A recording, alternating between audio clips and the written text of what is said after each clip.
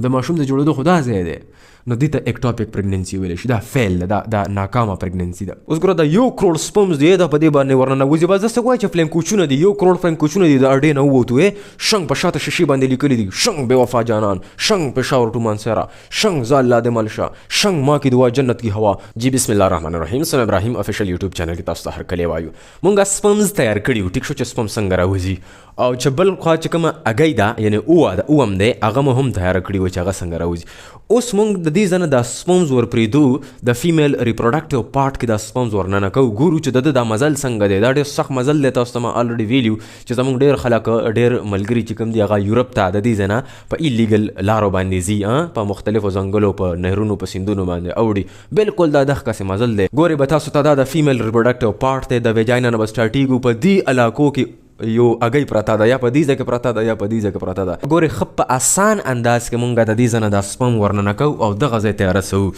سپمز فار ایگزامپل موږ به ووایو چې په 1 کروڑ سپمز راوتي دي په یو ایجاکولیشن کې، صحیح ده، په یو ټایم کې. د 1 کروڑ نه سوا راوتي 13 کروڑه 50 کروڑه پورې راوتلی شي. خو موږ به ووایو چې 1 کروڑ، چې ستاسو دپاره لکه زه دا اسانول غواړم دا کیسه. په دې 1 کروڑ سپمز کې ګوره صرف 20% سپمز نه دي، دا ګوره فرټلایزیشن کولی شي. دا ځوانان دي، د دوی په سر باندې جنګي هیلمټ هم صحیح پروت دی، د دوی سره انرژي هم ښه برابره ده، د دوی فلیجلم چې کومه ده لکۍ چې کومه ده هغه ښه مضبوطه ده، ښه سویمنګ کولی شي. دا 20% او دا 80% پکې کم سپمز دي، دا نشي کولی فرټلایزیشن. دا یا بوډاګان دي، ټیک شو، ډېر زیات میچور شوي دي، لکۍ ته نه رژېدلي ده، کټ شوي ده، یا ممبرینز رپچر شوي دي، باونډرۍ خرابې شوي دي، یا ته نه هیلمټ الوتی دی. بوډاګان دي او څه پکې پری میچور دي، د وخت نه مخکې منډې وایي چې مونږ هم ځو مونږ هم ځو. هلکه غلي کښېنې، تاسو یې ماشومان یې، خو دوی هم پکې روان شوي دي پری میچور. دی هیلمټ ورته یا نه دی میلاو شوی، دوی روان دي جنګ ته روان دي، منډې وایي اګۍ دپاره. دا 2 سپمز دي. بل پکې ګوره 2 سري سپمز دي، داسې 2 سرونه دي، دا نشي کولی فرټلایزیشن. دا به دغه ځای کې نیسي. ګورئ به تاسو دا مزل اوس مخکې وګورئ چې تاسو مازغه کولو شي. بل سپرم دی هغه دا لکۍ نه ده، دا داسې رابرغده شوي ده، دا هم نشي کولی فرټلایزیشن. بل سپرم دی هغه دا 60 داسې رابرغ شوی دی، دا هم نشي کولی. بل سپرم دی هغه کې چې کوم دا میډ پیس و چې کوم دې ځای کې دا مایټوکونډریا پرتې وي، مایټوکونډریا پکې کمې جوړې شوي دي، لږې دي، طاقت یې کم دی، دا به منځ کې ستړی کېږي، دا به نهار شي، دا به مړ شي. دا هم نشي کولی فرټلایزیشن ځای ته نشي رسېدلی، فیلوپین ټیوب ته نشي رسېدلی. صرف دا ځوانان چې کوم دي، ګورئ دا اوس ښه مضبوط سپرم دی، دا هم مضبوط دی، دا هم مضبوط دی. لکه بس ایلیګل طریقه ده که نه، یورپ ته روان دي. نو هغه کسان به یورپ ته ځان رسوي چې هغوی جوګر بوټان اچولي دي، جیب کې چورې اچولي دي، جیب کې تورې چڼې اچولي دي، مضبوط دي، ښه کوټونه دي ورسره، هلته کې به یخني او واورې نه خرابوي. دغه کسان یورپ ته رسېدلی شي. دا بچي مچي دا بوډاګان به ټول په لارو کې مري. نو د دغه مثال دی. ګورئ اوس دې ځای ګورئ ښه دا سپمز دي، دا اوس په دې ویجاینا باندې ورننوځي. د ویجاینل کینال چې کوم لینت دی، چې کومه لمبۍ ده، هغه 7 والا 10 سینټي میټره لمبۍ ده. خو دې ځای کې وګوره ټولو زنانو ته د قدرت د طرفه ګوره یو ګفټ میلاو دی، یو پروټیکشن ورته میلاو دی چې هغه دلته کې په دې ویجاینل کینال کې 1 ارب بیکټیریا پرتی دي. 1 ارب بیکټیریا، 1 بلین بیکټیریا. او زیاتره پکې کومې بیکټیریا دي؟ لیکټو بیسیلی. دا کومې بیکټیریا دا څه کار کوي؟ دا ان ایروبیک ریسپایریشن کوي، دا لیکټیک ایسډ جوړوي، تیزابیت پیدا کوي په ویجاینا کې. دا ویجاینا ټوله تیزابي ده، په دې کې ډېر سخت تیزابي ماحول دی. د دې ویجاینا چې کوم پی ایچ دی هغه د 3.5 نه والا 4.5 پورې، 3.5 نه والا 4.5 پی ایچ دی. دا ډېر تیزابي ماحول دی. ګوره د چا د وجې تیزابي ماحول پیدا شوی دی؟ د دې لیکټوبیسیلی بیکټیریا د وجې تیزابي ماحول جوړ شوی دی. ځکه چې په فیمیل کې راوځي یو هارمون چې هغې ته ویلی شي ایسټروجین.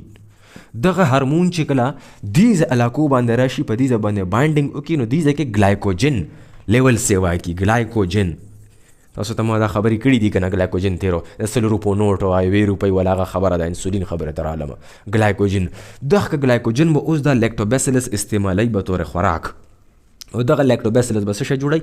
لیکټیک ایسډ به جوړوي.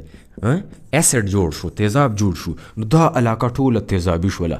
اوس ګوره 1 کروڑ سپرمز ور پرېږدمه په دې علاقې باندې. اوس ګوره دا 1 کروڑ سپرمز دی دا په دې باندې ورننوځي. بس داسې وایي چې فلیم کوچونه دي، 1 کروڑ فلیم کوچونه دي د اډې نه ووتو. شنګ په شاته شیشې باندې لیکلي دي شنګ بے وفا جانان، شنګ پېښور ټو مانسیرا، شنګ زال لا د ملشا، شنګ ما کی دعا جنت کی هوا. دا ټول خبرې موږ شاته فلیم کوچونه اخیری شیشې باندې لیکلي وي. دغه هر سپم داسې بغا ده په دې باندې وروتو. خو چې څنګه د دې ته ور داخل شو چس لکه ډاډه مې وسوي، لکه وسوم اوس ډاډه مې وسوي، لکه اوس چغې شو وای وای وای ټول سپمز چغې کړې. ځکه چې سپمز د تیزابي ماحول د ظالمانو 1 کروڑ سپمز ورننوتو جای نه ته. په دې کې 80 لکه سپمز په 15 منټه کې مړه شو. 15 منټه کې 80 لکه سپمز مړه شو، په ویجاینل کینال کې مړه شو، بار یې نه دی خطي، په دغه سټارټینګ پوینټ کې مړه شو. تیزاب په باندې رالو، لکه دا خو تیزاب دی. ټولو ډاډې وسولې. هغه سپم چې دی هغه د ممبرین چې کوم دی دا ګوره داسې دی، دا سپم داسې وي. تاسو ته ما خو ډرا کړی و که نه، اوس یې راباندې بیا ډرا کوئ. داسې دا ځای چې ته شلېدلی دی یا دا شلېدلی دی یا دا ځای شلېدلی دی، داسې سپم دی ډایرکټ ټک شو تیزاب ورننوتو دې علاقو ته. دا سپم مړ شو، ختم. کمزوري سپمز پکې ختم شول، تیزاب ووللو ټول. دا نیچرل سلیکشن دی. صرف ښکلی مزیدار او مضبوط سپم به ځان رسوي، بل سپم ځان نشي رسولی. دس از کالډ نیچرل سلیکشن. په ښکلې طریقې به ستا ماشوم کېږي. فالتو سپمز یې نشي فرټلایز کولی، هغه هلته رسېدلی نشي. دا 20 لکه چې کوم مضبوط سپمز دي دا دې علاقې ته رالو. دا ډېر سخت ګیټ دی، دلته ټول د FC والا ناست دي، شناختي کارډونه ګوري. راکه کوم ځای نه راغلی؟ زه خو میر غضب نه راغلی یم. ولې څه کوې دلته کې؟ یاره بس هسې چکر ته راغلی یم. دا چکر ځای دی. دا ټول سپمز دلته کې په دې ځای کې ورته اصل کې میکروفیجز ناستی، فوجیان ناستی په دې ځای کې، په دې علاقو کې دا سره چې مې جوړ کړي دي. او بله خبره دلته وورئ، په دې علاقې کې ټول سمدبونډ پروت دی، الفي پرته ده په دغه ځای کې، میوکس پروت دی په فیمیل په دې پارټ کې.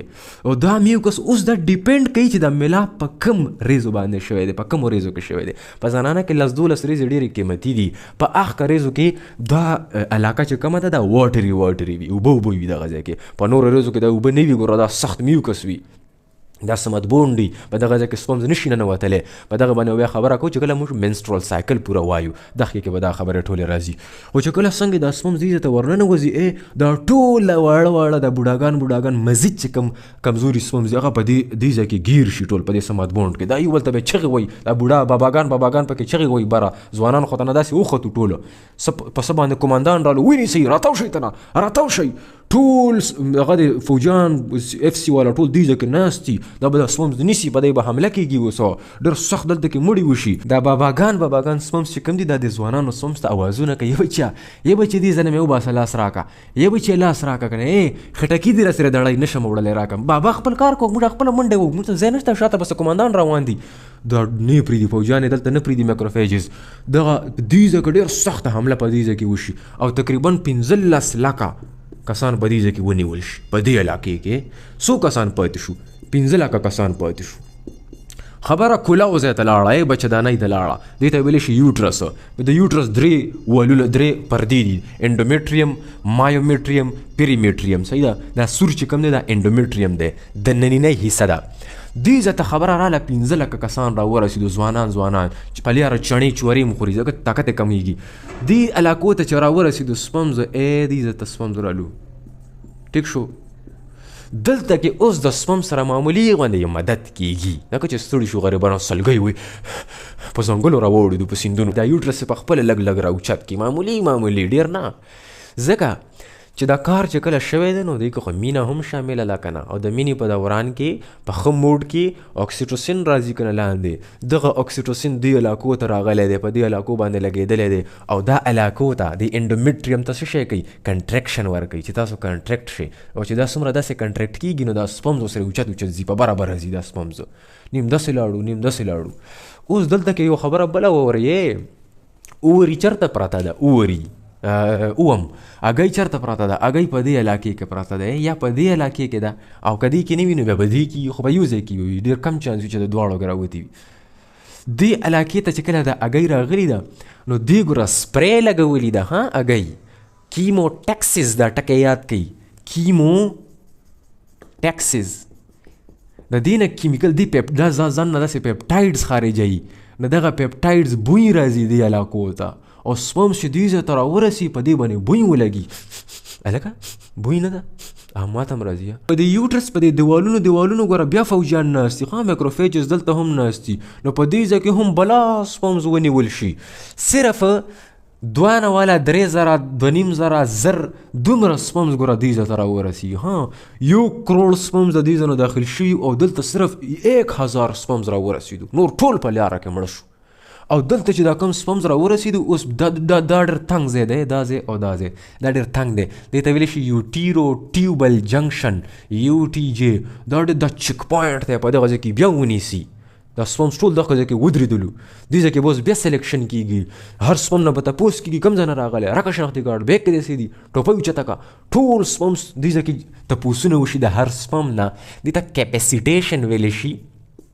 تاسو ته ما دا ټکه آلریډي ویلی هم وو چې هغه سپم به اوس دې ځای کې کامیابیږي چې چا ډېر کیپیسیټیشن کړی وي، ځان کې دننه چینجز کړي وي، د وتو دپاره، د غوپې دپاره، د لمبیو دپاره، د سویمنګ دپاره، لکه یې مضبوطه وي، انرژي نه وي ډراپ شوي، نو هغه به په دې ځای کې اوس ووځي.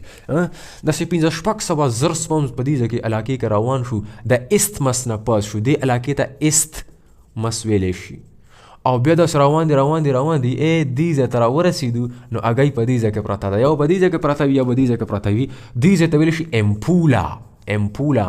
تاسو کو ډېرو کسانو ته دا پته ده چې په فیلوپین ټیوب کې فرټیلایزیشن کېږي، خو که چا درنه دا تپوس وکړو چې په فیلوپین ټیوب کې په کوم ځای کې فرټیلایزیشن کېږي، نو ورته وایه به چې په امپوله کې کېږي.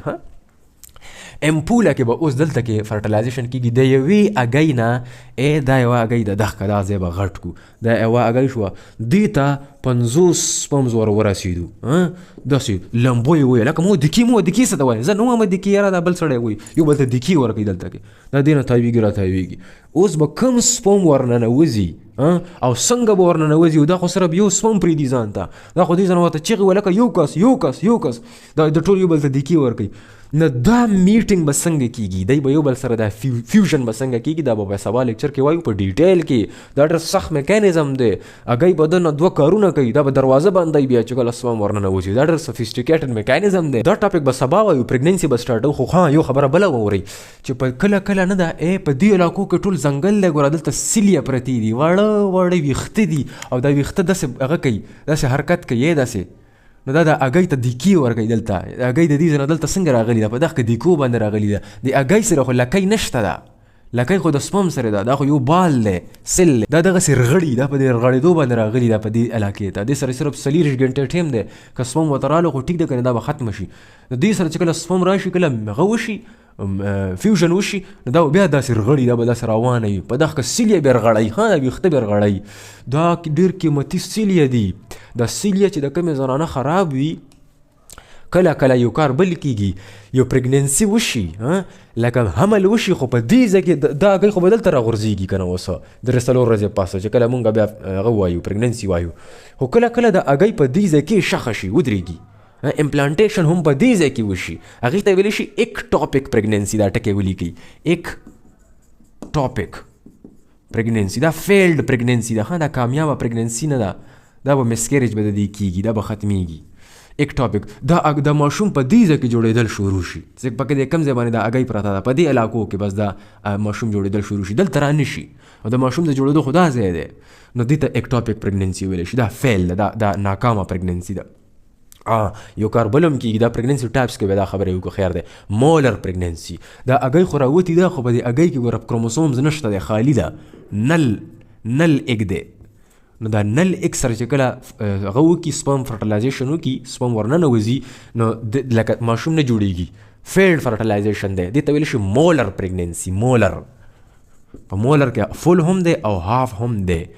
فل مولر پریګننسي هغې ته وایي چې کله نل ایګ فرټیلایزیشن وکړي، او پارشل مولر پریګننسي هغې ته ویلی شي چې کله 2 سپمز یو ایګ ته ورننوځي، کله داسې هم کېږي 2 سپمز ورننوتو، نو دې ته ویلی شي پارشل مولر پریګننسي.